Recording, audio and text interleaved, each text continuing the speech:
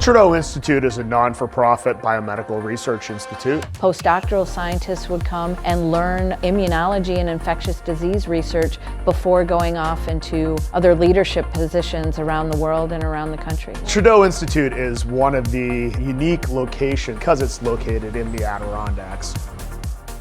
For me, I love being in the lab. That's why I immediately took it, I said I needed this. Here, essentially, it's a graduate school boot camp.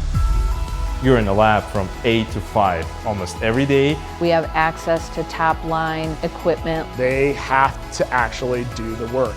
You're going to be a scientist, and you're going to be ready to do the next thing. So many experiences within that time frame is absolutely fascinating.